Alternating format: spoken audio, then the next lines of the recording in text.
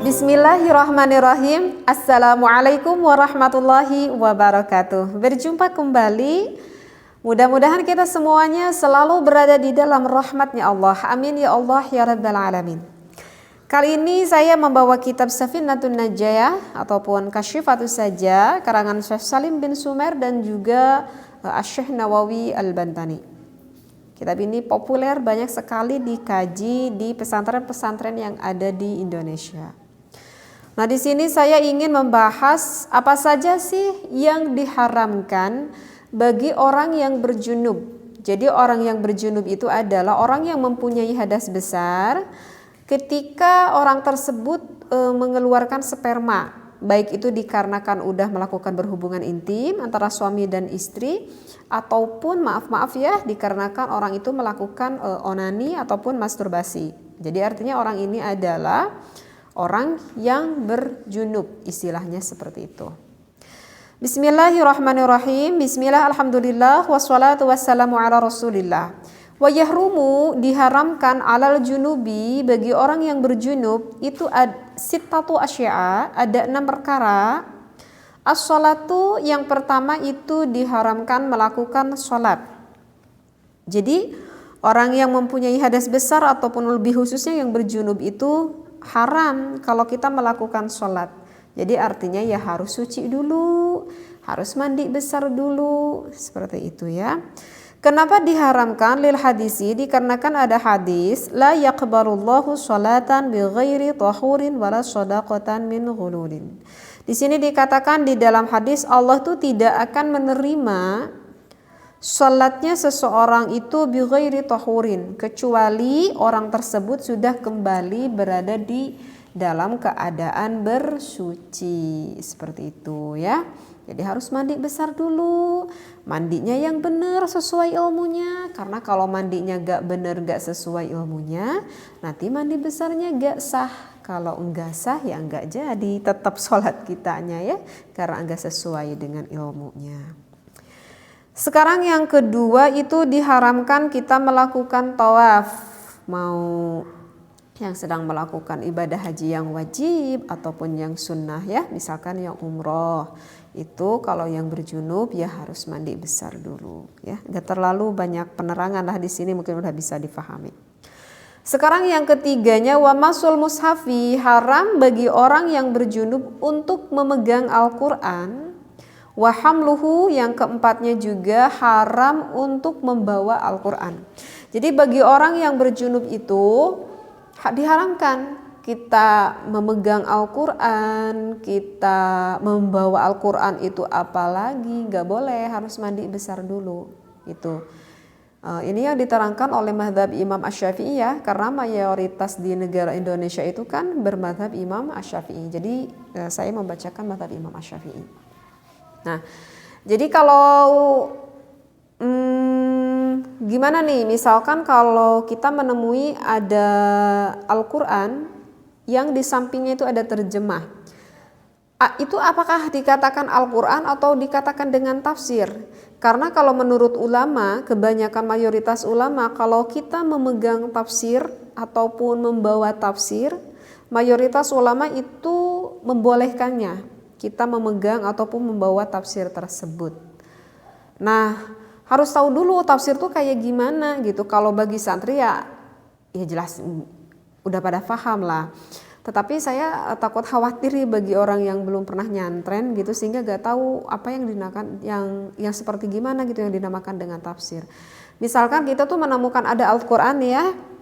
Ada Al-Qur'an tetapi di sampingnya tuh ada terjemah gitu ya. Kita udah sering mungkin ya lihat Al-Qur'an di sampingnya ada terjemah. Ataupun ada Al-Quran nih kata per kata, terus di bawahnya itu ada artinya gitu. Nah itu termasuk tafsir bukan? Bukan, itu bukan tafsir ya. Kalau itu ya dinamakan Al-Quran terjemahnya aja gitu. Kalau yang dinamakan tafsir itu jadi ayat Al-Qurannya itu sedikit, tetapi pembahasannya itu yang banyak gitu. Pembahasannya yang banyak. Ya, ibaratnya seperti ini kebetulan nih di depan saya ini ada kitab ya. Tetapi ini bukan kitab tafsir ini ya. Ini kitab Jam'ul Jawami. Nah, Itu tadi yang penasaran pengen lihat kayak seperti ininya modelnya tafsir gitu. Jadi misalkan nih di sini tuh ada ini misalkan nih yang dikurung ini nih ya, dikurung ini misalkan ayat Al-Qur'annya gitu ya sedikit tuh. Penjelasannya yang banyak seperti itu. Nah, ini yang dinamakan dengan tafsir gitu. Jadi kalau misalkan Al-Qur'an di sampingnya ada terjemahnya, itu bukan tafsir ya, itu Al-Qur'an terjemah aja. Baik Al-Qur'annya yang enggak ada warnanya tetap itu enggak boleh. Emang ada Al-Qur'an yang enggak warna? Ada. Maaf ya bagi orang yang enggak bisa melihat itu kan yang dinamakan dengan Al-Qur'an Braille gitu ya. Jadi enggak ada warna, cuman ada pantulan aja, pantulan gitu kan.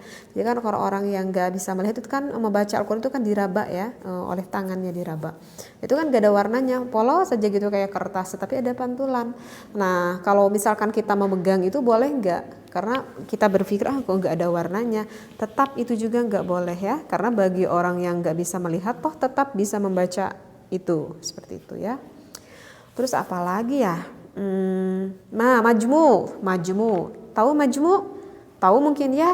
Kalau majmu itu bagi yang belum tahu, kalau misalkan ada yang meninggal nih, kita kirimi doa untuk orang yang meninggal tersebut, misalkan udah tahlilan gitu ya, maka pemilik rumahnya ataupun keluarganya itu suka memberi Al-Qur'an yang kecil yang di dalamnya kayak seperti ada surat Yasin, Waqiah, Al-Kahfi gitu ya. Nah, itu kan majmu syarif.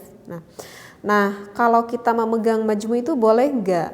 Karena kalau misalkan saya lihat di majmu itu kan memang ada doa-doa yang lain, misalkan doa sholat tarawih gitu ya, doa nisfu Sya'ban, doa Rajab gitu ya, ataupun sholawat nariyah di sana kan juga ada. Nah, kita boleh enggak yang berhadas junub ini untuk memegang majmu? Maka itu tetap juga enggak boleh. Kenapa enggak diperbolehkan? Itu dikarenakan karena lebih banyak ayat Al-Qur'annya daripada doa-doa dan juga sholawat yang lainnya seperti itu. Jadi itu tetap sama gak boleh ya, harus mandi besar dulu. Nah, kecuali yang diperbolehkan itu misalkan nih di rumah nih ada hiasan terus dipajang nih di tembok. Ada hiasan, ada dipajang di tembok, misalkan dipajang di temboknya itu ada ayat kursi misalkan. Misalkan lukisan ini kebetulan nih di belakang nih ada tulisan Arabiah ya, ini yang ditempel di tembok, ini di cat ini, tetapi ini bukan ayat Al-Qur'an sih. Nah, misalkan ada lukisan, mana lukisannya itu misalkan ayat kursi ya, ada lukisan kaligrafi. Itu kan jelas ayat kursi itu ayat Al-Qur'an. Nah, boleh enggak kita yang mempunyai hadas junub tersebut kita tuh memegangnya gitu. Nah, kalau itu mah boleh. Loh, kenapa boleh? Itu kan ayat Al-Qur'an, ayat kursi tersebut. Alasannya kenapa boleh? Karena kebanyakannya orang yang membuat hiasan tersebut, kaligrafi tersebut, dia itu diniati untuk hiasan. Gitu ya. Paham ya? Jadi diniatinnya itu ya untuk hiasan. Kenapa dia membuat hiasan ada ayat Al-Qur'annya itu diniatkan agar berkah rumahnya gitu ya, karena ada ditempeli ayat kursi tersebut. Jadi kalau misalkan kita di rumah yang punya hiasan ataupun lukisan kaligrafi yang ada ayat Al-Qur'annya, walaupun kita punya hadas besar karena diniatinya untuk hiasan kan, kita membelinya juga kan untuk hiasan gitu kan, kita tempel itu nggak apa-apa ya, karena diniatinya untuk hiasan. Nah, sekarang untuk selanjutnya yang kelima, walubsu fil masjidi, yang kelima itu gak boleh bagi orang yang berjunub itu untuk diam di dalam masjid, gak boleh, itu haram, dosa. Jadi orang berjunub, bapak-bapak mau ke masjid ya mandi dulu lah gitu ya. Tapi ini gimana nih, misalkan nih ada seorang pemuda nih misalkan lagi tiduran, artinya ketika di masjid mungkin lagi iktikaf kemudian ketiduran. Nah, pemuda tersebut ketiduran tahu-tahu mimpi mimpi basah sampai keluar gitu ya. ketika terbangun gimana, dosa nggak? Saya itu kan mempunyai hadas besar nih, hadas junub gitu. Sedangkan saya mengeluarkan air spermanya itu di dalam masjid, itu berdosa nggak? Nah kalau itu nggak berdosa, ya karena kan yang namanya lagi tidur ya nggak tahu akan mimpi sampai keluar air sperma seperti itu nggak berdosa ya. Gimana ya, pemuda tersebut lekaslah pergi keluar dari masjid tersebut, jangan dilanjutin lagi tidurnya tuh, keluar aja ya, lekas untuk melakukan mandi besar seperti itu ya. Nah, kecuali kalau disemisalkan ada hal yang sangat dibutuhkan sekali itu masuk ke dalam masjid, dimisalkan apa ya contohnya? Misalkan nih tadi pemuda tersebut misalkan lagi itikaf. Nah, bawa HP nih. Nah, HP-nya itu ketinggalan. Bukan pemuda deh, bapak-bapak ya. Bapak-bapak nih contohnya, bukan pemuda. Nah, si bapak ini ketinggalan nih HP-nya. Nah, ketika udah pulang ke rumah, lihat istrinya, lalu bersenang-senang dengan istrinya. Terus inget, alah, ibu tadi HP ini ketinggalan gitu ya di masjid. Ketika mau nyuruh ke istrinya sama, istrinya juga belum mandi. Lihat-lihat anaknya lagi nggak ada semuanya. Terus mau misalkan, nggak ada orang sama sekali yang bisa disuruh oleh bapak tersebut untuk membawa HP tersebut gitu ya. Artinya nggak ada deh sama sekali orang yang bisa disuruh nih, misalkan gitu. Nah sedangkan kalau saya nggak cepet-cepet ambil itu takutnya hilang. Ibaratkan seperti itu, maka nggak apa-apa bawalah HP tersebut, tapi kalau bisa, kalau misalkan masuk ke pintu yang kanan, jangan keluar ke pintu yang kanan lagi ya. Kalau misalkan pintu masjidnya arah kanan, maka keluarlah di pintu yang satunya lagi, misalkan di pintu arah yang kiri. Seperti itu nggak apa-apa ya kalau madorot banget lah, ataupun misalkan madorot ya karena dikarenakan ada bencana gitu ya, sedangkan daerah yang aman misalkan kebanjiran, ada bencana, sedangkan daerah yang paling tinggi itu adalah masjid tersebut gitu, sehingga mengamankan diri di masjid. Sedangkan saya itu kebetulan punya hadas besar, tetapi tempat yang aman satu-satunya adalah di masjid tersebut seumpamanya nih misalkan, maka gak apa-apa orang yang berjunub tersebut diam di masjid ya, itu dikarenakan madharat, lebih mencari kepada kemaslahatan, keselamatan ibaratnya. Seperti itu ya. Jadi kalau misalkan sengaja dengan sengaja itu nggak boleh ya, harus mandi besar dulu. Nah yang terakhir, yang keenamnya itu adalah wa qiraatul Qur'ani.